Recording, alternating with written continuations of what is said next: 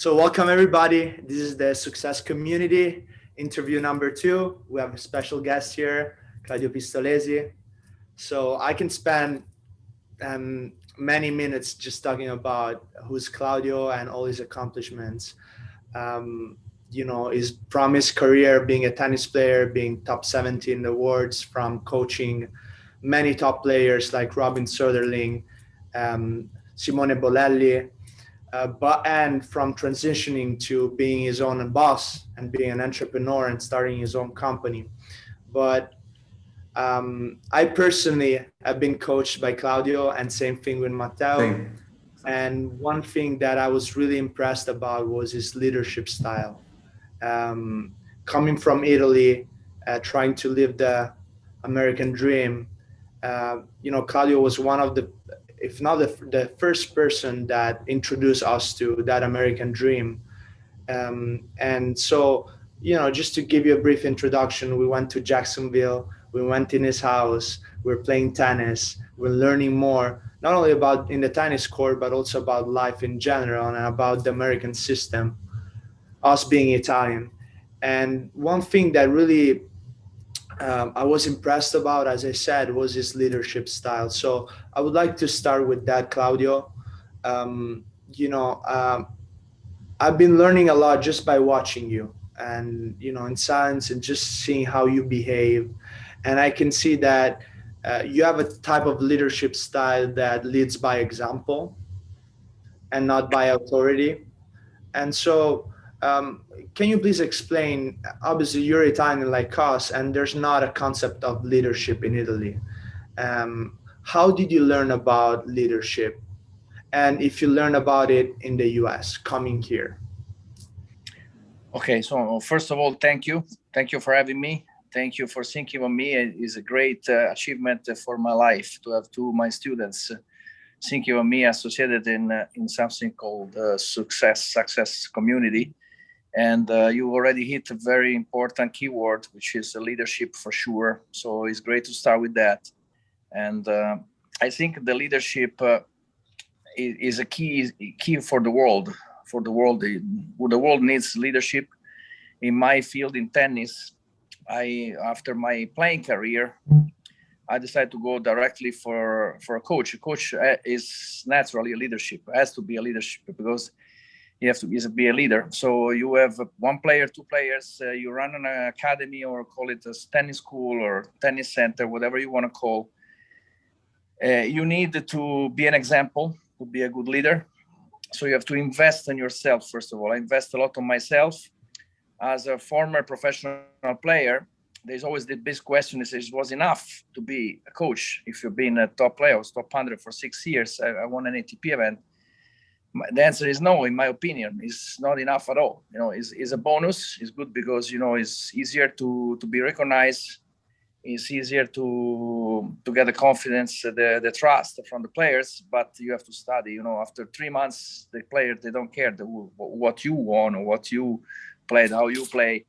You have to put under the light your students, and this is the first thing a leader has to do is to have a goal setting where the interest is the students, in this case of a school, or if you are a doctor, your leader is the interest of the patients.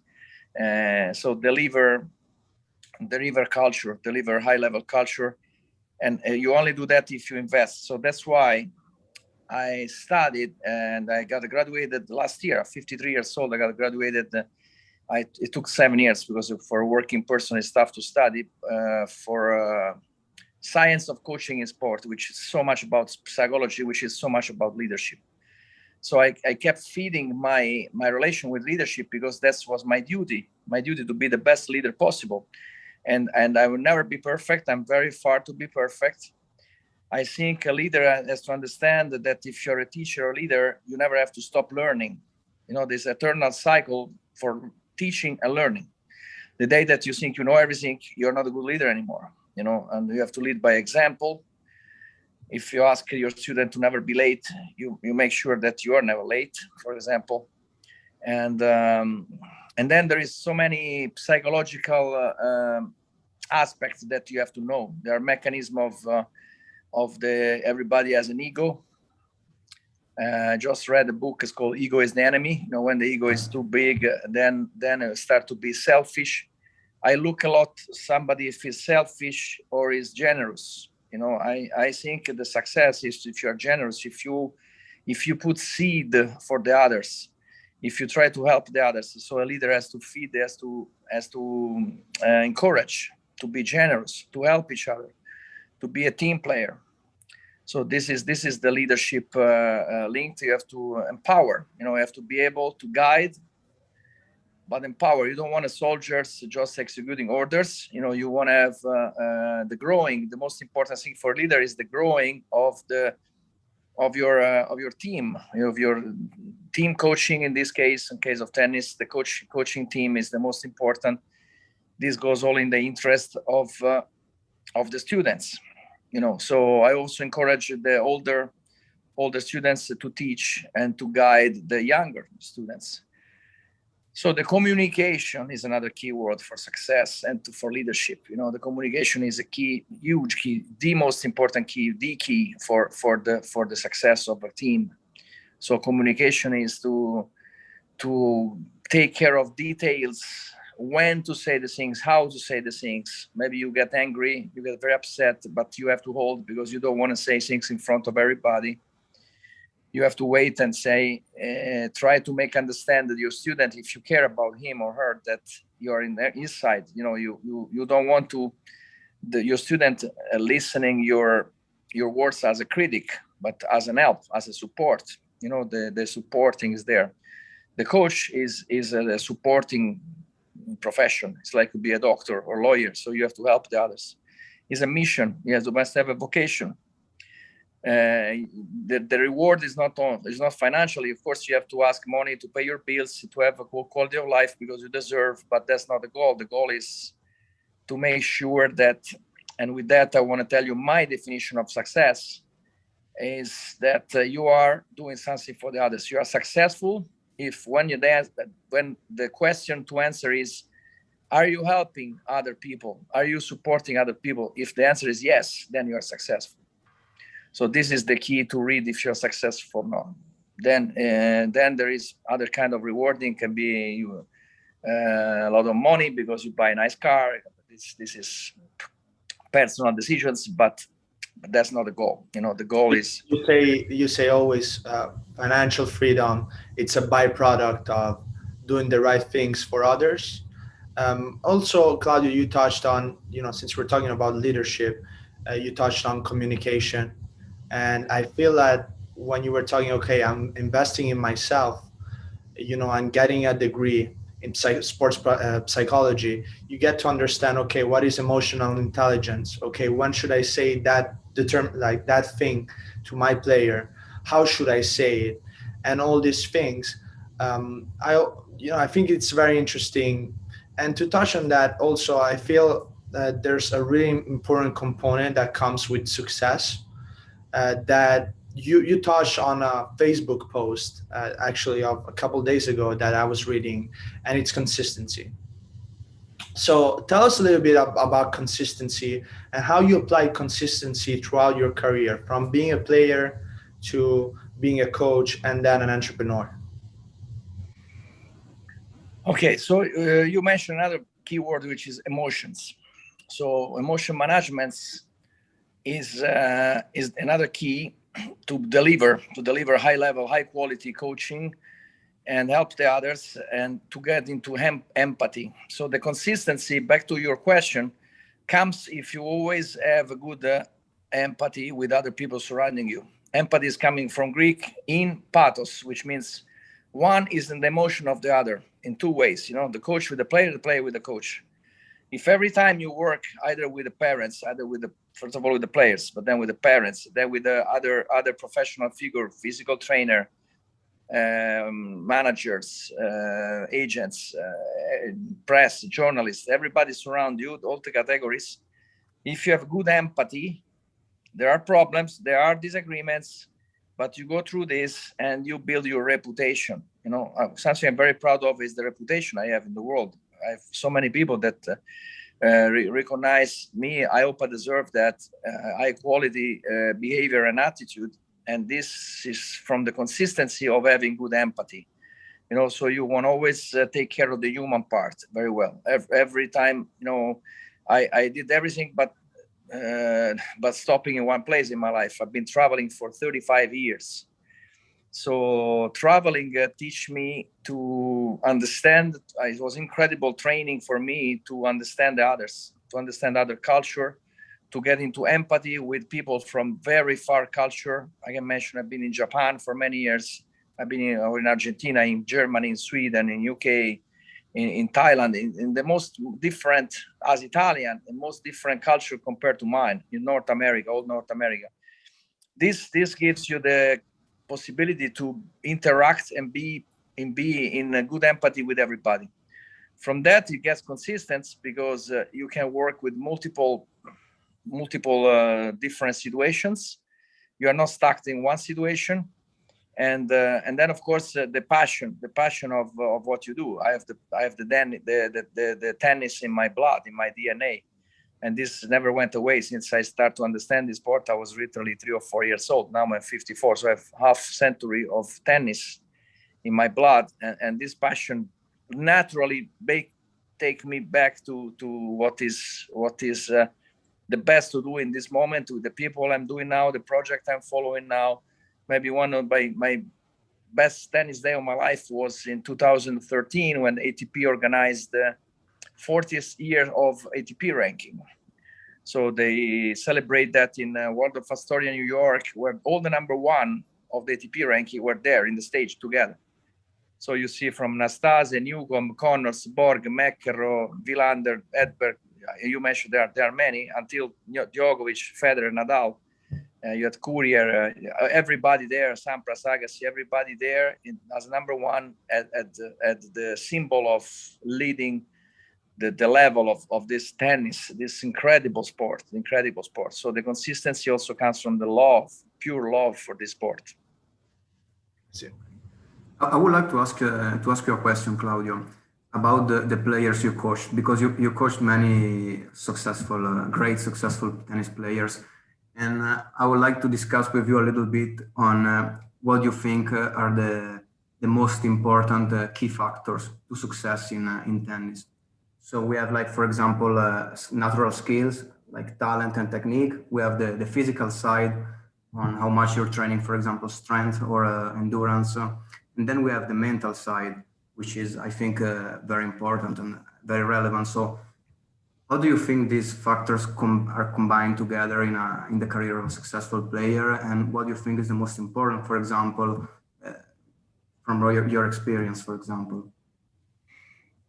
Well, the two best players I work with is in the women tennis, Monica Seles. She was number one in the world and a legend for me, the best player ever, because, it's under promoted what's happened to her, their story. She was number one. She won the Australian Open with against Steffi Graf. She was stabbed in the back in 1993, and she was able to come back. And after 2 years, and I was really honored to be called to work with her as a practice partner and to be there, and had the chance to know very well as a person. She's a queen. She's another level of person, Monica, inside. Besides that, she had great strokes and she had the incredible timing and eye for the ball, best return ever. But she was so strong inside. So she is the highest example I ever had of somebody I work with. I take tennis as a mission. She knows how good she is, and she believes that her dad was her mentor and coach until he got unfortunately sick and he passed away. But he was a great man, Carol. And so believing on the people, choosing the people around and believing, to select the people around you. This was one of the key, and stick with that and believing all the way. And I had to leave a job with her because of combination of reason, but we're still friends. I was again honored to be with her for 2 years, and she is amazing. So that's what made the difference internally, the internal power she had with other players that I work with. Somebody very close to that was Daniela Antukova. Same thing. She had a mission. She was super champion, number 5 in the world. I think she would have deserved to win a slam. She was very close. She would have made it, but she won Indian Wells twice. And it was very similar, this mission in their mind that they're ready, that nothing can stop them. In the men's, the highest example is Robin Soderling. Same thing. You wake up in the morning and his life was devoted to win a slam, to be number one. There's no other options. No, he was number 4. When we called me, he was number 5.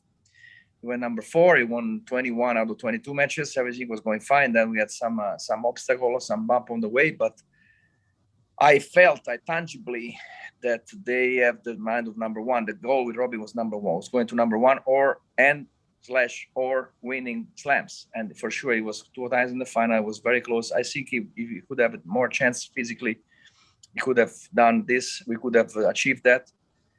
But anyway, there are no if in tennis. But I back to your questions. This interpretation of the feeling of what means the meaning of tennis for them, for these top players. The meaning is a mission. You have, or you do it, and nothing stop you. You never think to be tired, never think to find excuses, never even think to waste time with the dead way. Just follow the main way and stick with that. That's what I felt. I learned what it means to be number 1.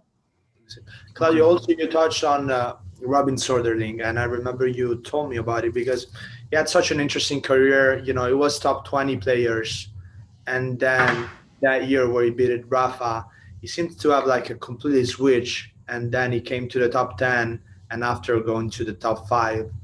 I remember you mentioned me that he told you personally what was his switch, and I think that the listeners will be very interesting about it.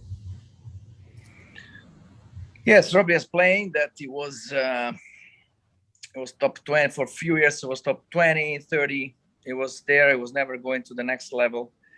He lost in Monte Carlo to Simone Bolelli, which I was coaching. So one of the reasons maybe he was looking at my job for the future was that match in Monte Carlo.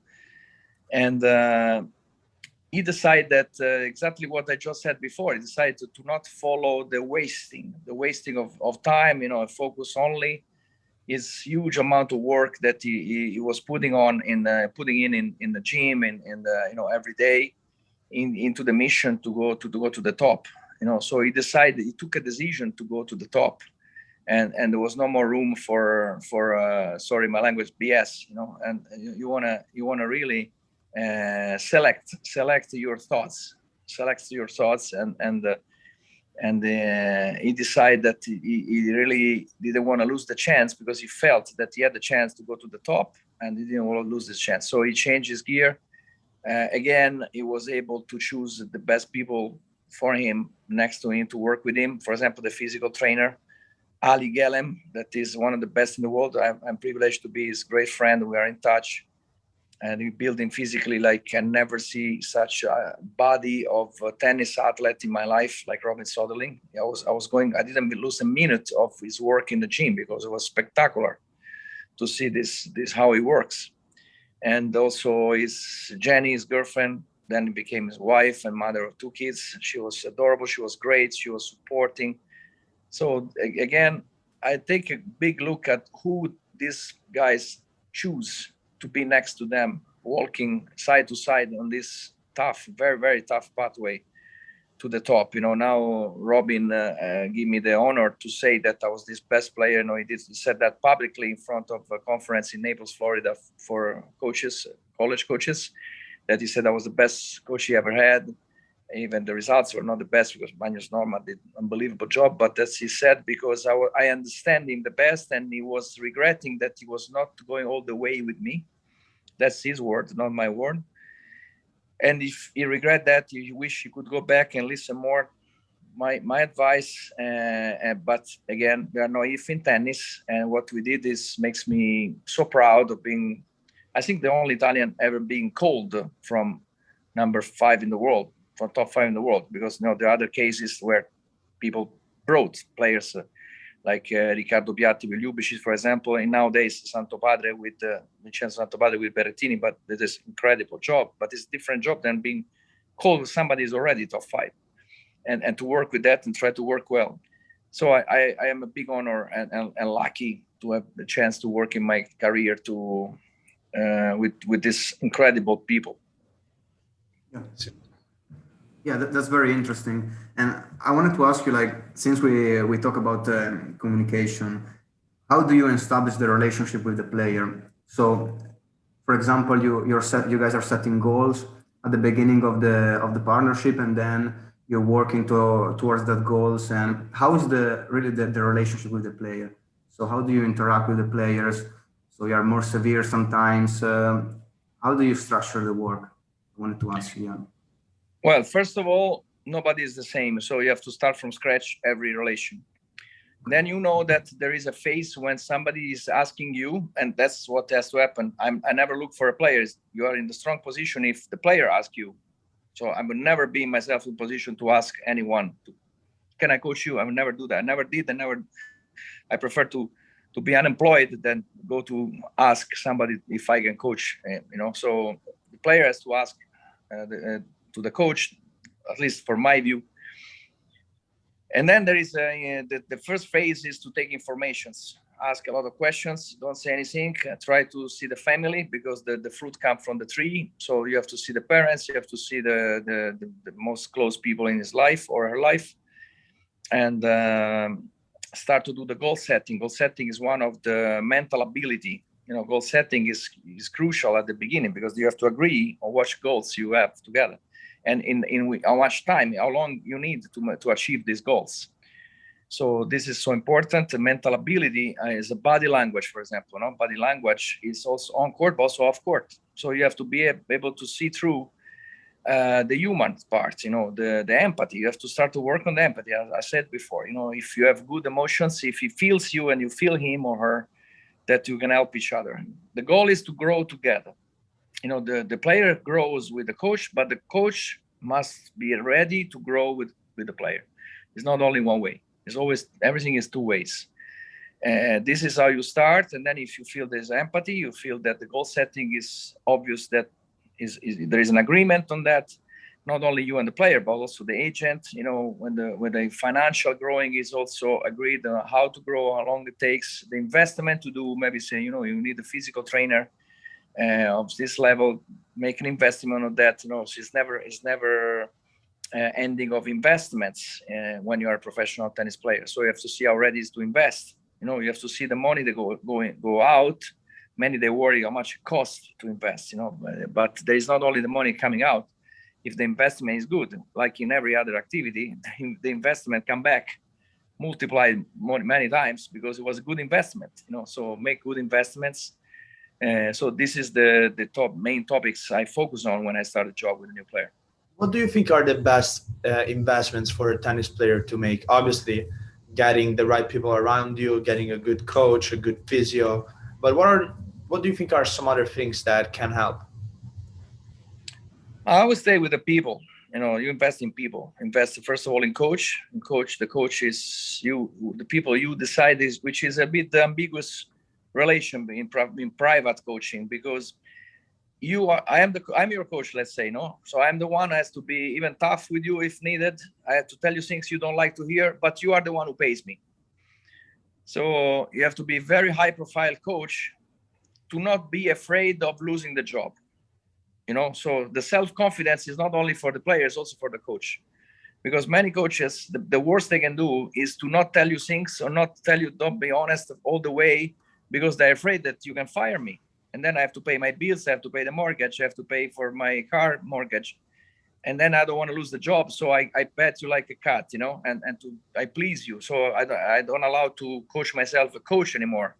I can call myself a concierge, all the respect for concierge, but I am a coach, and no, I coach you because I like, not because I need.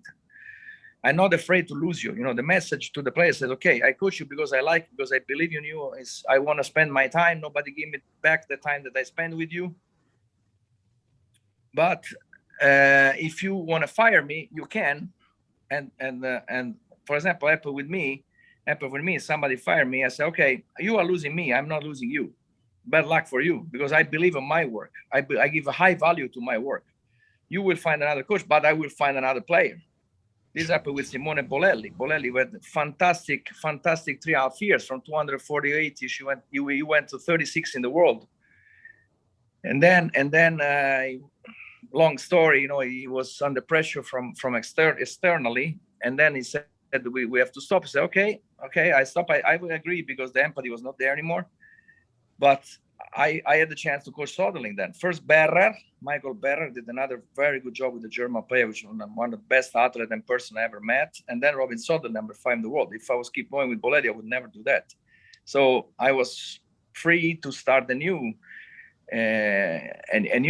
project, so never be afraid of being fired, never be afraid to go all the way, even if the player is the one who pays you. That's very deep thinking on this private coaching job. That talk back to the success. One of the reasons why I feel I can be considered associated with the work success is that I never been afraid to be fired, because I believe in what I do, and I give high value to my work. Sorry. Claudio, one thing I'm really interested about is, there are just a few people in this world that can say I beat it a number 1 in the world, and you can say it because you beat it at Mats Wilander. I just would like to hear that story and that accomplishment. Yeah, no, I have to be precise. Wilander became number 1 in the world in 1988, and I beat him in 1988. In the moment I beat him was number 2. Okay. But he was one of the best year ever. You can only compare nowadays with Djokovic. He won the Australian Open, French Open, US Open, Miami, Palermo. He won everything. He lost only, I think, 5 times that year. I was one of the 5. So I think it's incredible achievement to have beat Mats Wilander in that year, 1988. By far his best year, when he achieved the number 1 in the world. So yes, I think I made the history of tennis, Italian tennis, because they consider always in the top 10 best wins of our history. Now there are more with Berrettini, but let's say top 20. Whatever, it doesn't matter. But it was a great achievement. It was a great boost for that years after the Panatta era. It was one of the best matches that give confidence to the Italians winning at the top level. And I find the flow in Monte Carlo is probably the most beautiful tennis court in the world. And I was able to, with so many Italians watching, I was able to turn the match from 6-2, 3-1 down and keep fighting. I won the tiebreak. And then in the third set, I was feeling invincible. I was feeling there's no way I'm going to lose to this guy. And I was talking to Mats Wilander. So I went to the flow and I put together all the learning I had and all my weapon. My forehand was considered one of the best in the world at that time, and I used it very well. And I was very, very fast. I was calm. I was able to stay calm. And I know it was in television. And one of the few times where the RAI, Radio Televisione Italiana, they postponed the news, the TG1.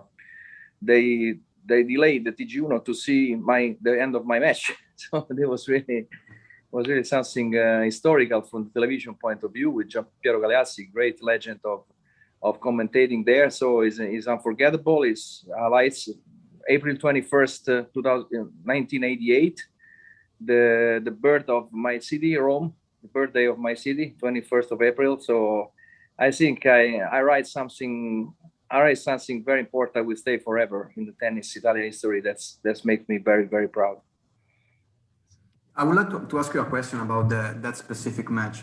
Like when you were basically playing with this guy that was in great shape, he was winning all the time. Like, how was your mindset before going to the match, like on the preparation, and when you were in the match, like playing and performing very well? Like something changed, or you had the same attitude? And what was the thinking during the match? That's very interesting. That tournament was my 6th match. I played the qualis. This also is good teaching, good learning, because if I wouldn't play the qualis, I would never do that. Because I got so much confidence by going through the qualis. I beat Wally Vazur, a guy that went to semi-final US Open. I beat very good players in the qualis. Massimo Cerro was a good Italian player that I beat him easy, and it was not easy for me to beat him easy. And then I went to Peter Lundgren, was 25 in the world, and then I beat Aaron Krickstein. Aaron Krickstein was top 10. So before playing Wilander, I was already full of confidence on my game, and I was feeling at the top of my career. So I was feeling good, and my first concern, I remember, I said, I hope. Well, I think it was in television. That time was not that common to have a match in television, so millions of people would have seen me, and you feel that. So okay, I hope I'm not going to make a shame of myself, because these guys, you don't know. I mean, I played sometimes these guys, but I didn't want to beat up, and that's why I started not so well. I was very tight. They were just control the match, 6-2, 3-1. And then I said to myself, okay, let's try to win this set. I have nothing to lose anymore. Let's say if I fight, let's pretend it's a practice. I remember, so let's pretend it's a practice. In practice, I was always trying to come back when I was down. So I played the second set in my mind like it was a practice. And I went to tiebreak. It was very tough tiebreak, but I played so well. And then in the third set, I sit down and 1-all, and I said, "There's no way I'm going to lose this match." I touch the flow, I experience the flow. The flow is the mental status where you feel different perceptions. You feel the ball is lower. I was thinking, why Mats is playing so slow? But he was not playing so slow. My perception was more ready to be ready in shorter time. And everything comes easy when you have the flow. I was just patient to wait, take the right decision automatically. So I think the qualities helped me so much, and the beating creeks thing helped me so much. And then I was feeling that I won the situation. And I was not thinking anymore. I just realized in the match point what I was doing.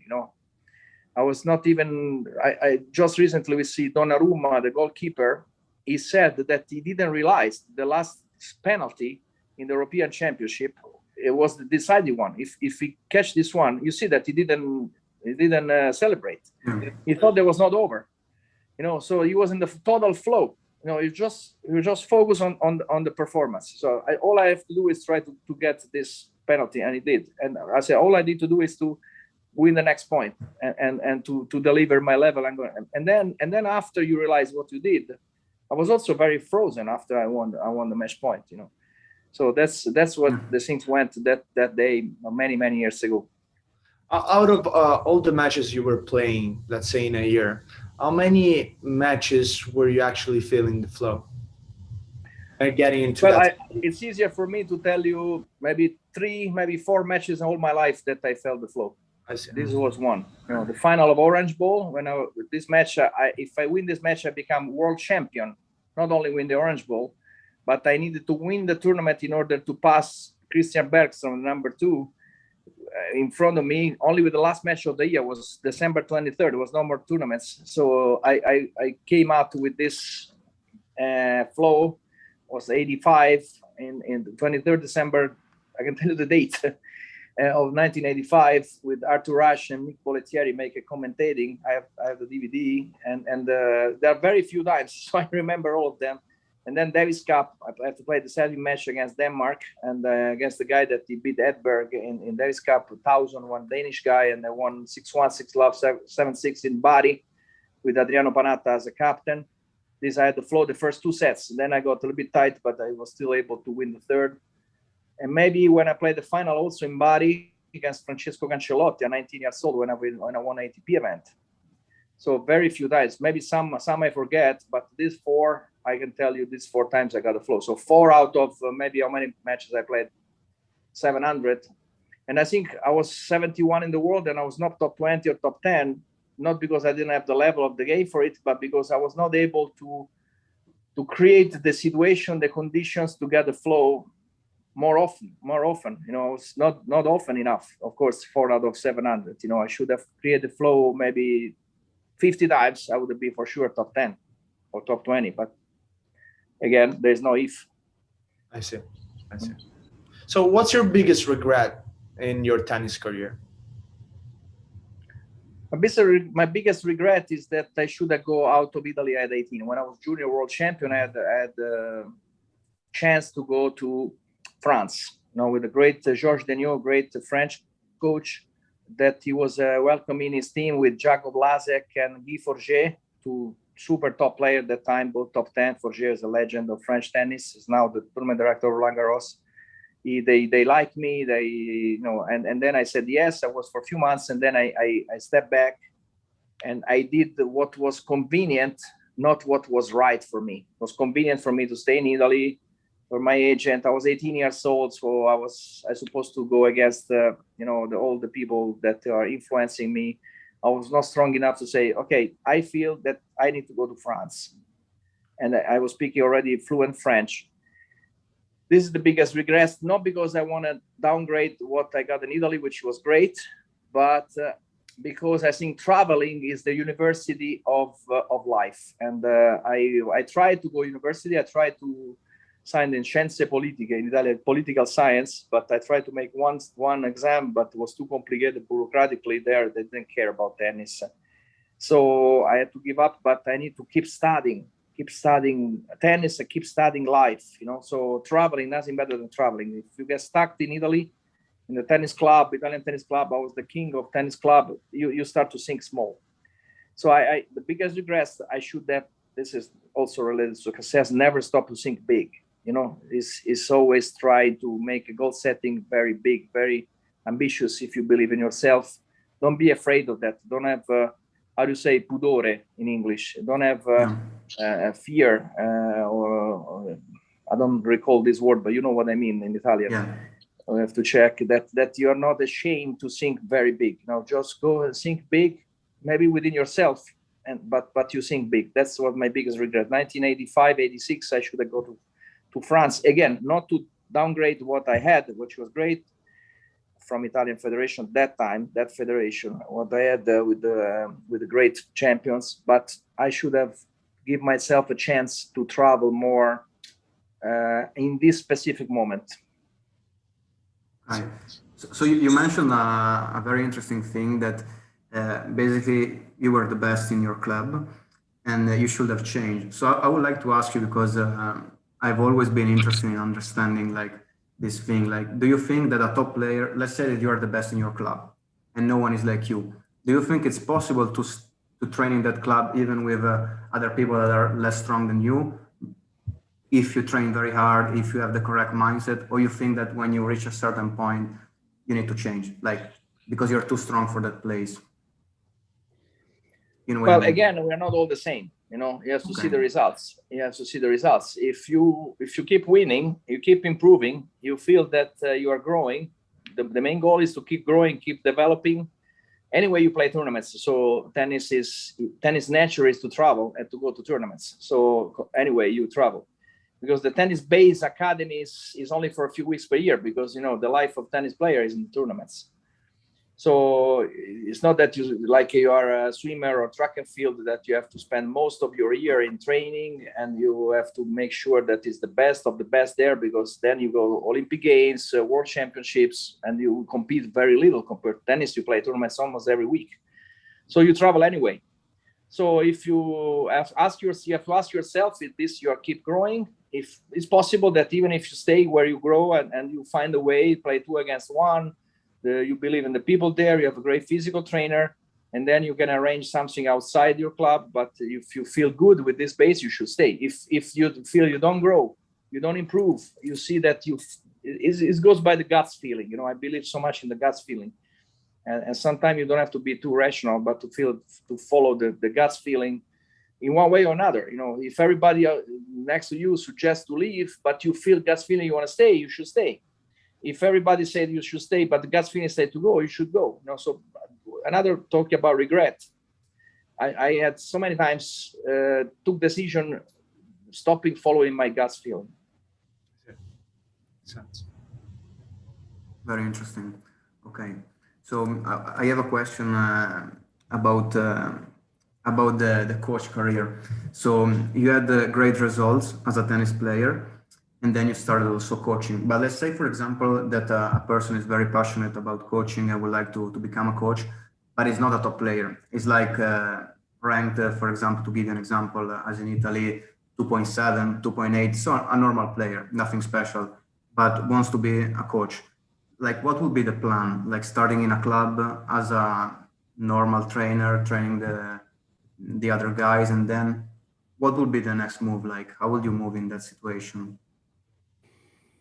Well, first of all, to have the confidence that there's plenty in every sport of top super, made the history of coaches that have never been players in the meaning that never played in the top 100 in the major tournaments, slams, etc. So it's possible, absolutely possible, to be a fantastic coach. Even the level was not what is considered professional. For me, professional is top 100. I can mention Mourinho, on tennis, Bollettieri, or Tony Nadal. I can go on for very long without any is incontrovertible. Arrigo Sacchi, in many sports like this. Even in America, we live in America, and you know that the Super Bowl is dedicated to a coach, Vince Lombardi, that had never been a player, but he's been an unbelievable coach. He won the NFL so many times. Because in America, there is so much better consideration and culture of coaching. So I think if it's in Italian situation, somebody like second category is 2.7 has to just invest in itself. Is young to make a course, a seminar, try to shadow successful coaches, invest in themselves, try to study, try to see a lot of matches, try to have a small project with juniors. And utilizing, if they are 2.7, they can still be good, very practice partner for junior, for women, to professional women. That's how I started, with professional practice partner for Monica Seles. I was very lucky to start with the number 1 in the world, but I was top 200 in the men's, so I could allow myself to do that and start to build your reputation. Your reputation, you have to be a very reliable person, very honest, transparent, invest a lot, and don't put the money as the first thing. And then you build the reputation. Then chance is coming. It's very casual. Even Soderling, if I tell you how he called me, that I was the first non-Swedish coach. I besides sales many years ago before and was a woman. I never coached men's at that level. Why he choose me? Everybody said, well, how come that he came to you? And it was funny. Some answer. Somebody in Italy said that I had a political. Agganci, how you say, connections. Yeah. So it's very, very funny how the people start to speculate how he called me because he liked the way I work and he liked my attitude. He saw me a lot. He saw the results with the players. Somebody even beat him, not only Bolelli, also Sanguinetti beat him. I was coaching 10 years, David Sanguinetti. So he was attracted from my passion for tennis. So you should, if you have the passion, you don't need to show it. You make no effort to show that you have passion, and this is your best business card, biglietto da visita, that you can show yourself, introduce yourself, the passion for tennis, and you're never tired to talk about tennis. You have good work ethic and the respect for the others, and then they will look for you. Yeah, very interesting. Yeah. Do you have a question related to this topic, Umberto? No, I think, I feel like there are so many things we can just learn from by just listening to Claudio. I mean, from being a coach to, being a tennis player and being coached by him. But let's transition to being your own boss, because that's something that you've done pretty recently, considering your long career. And tell us a little bit about, first of all, your business, what you do.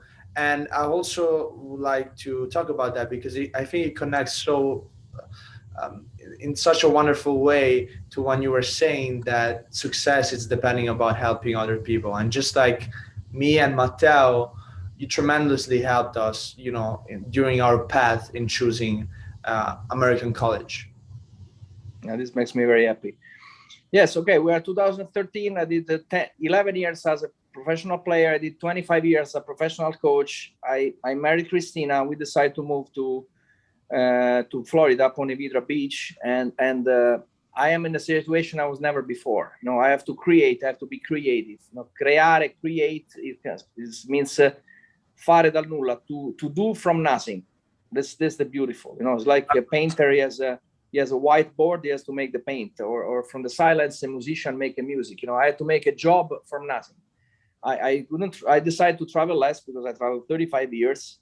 And I discovered this UNF is 15 minutes from my house, American college tennis. I overheard, but very far.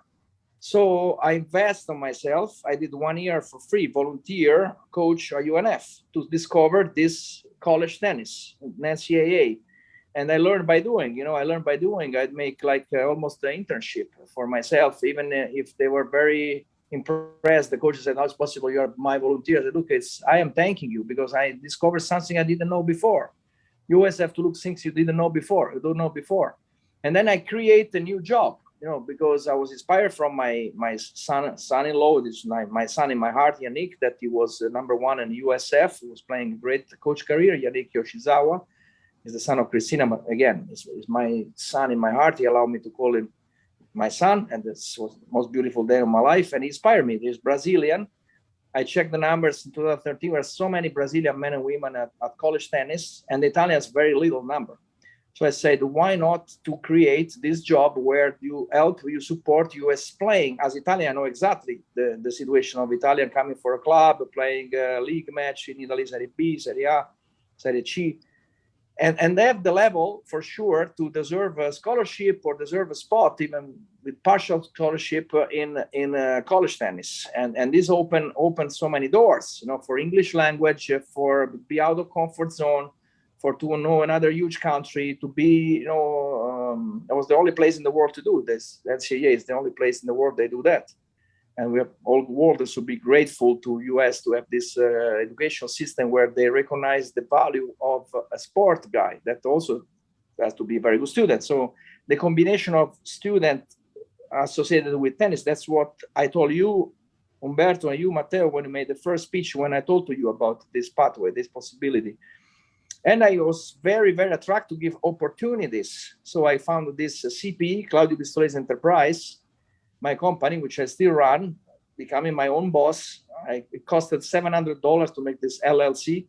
And it was very easy in America to become, I want to call it enterprise for a reason, not an academy, because there are too many academies. I think it's for inflationated name.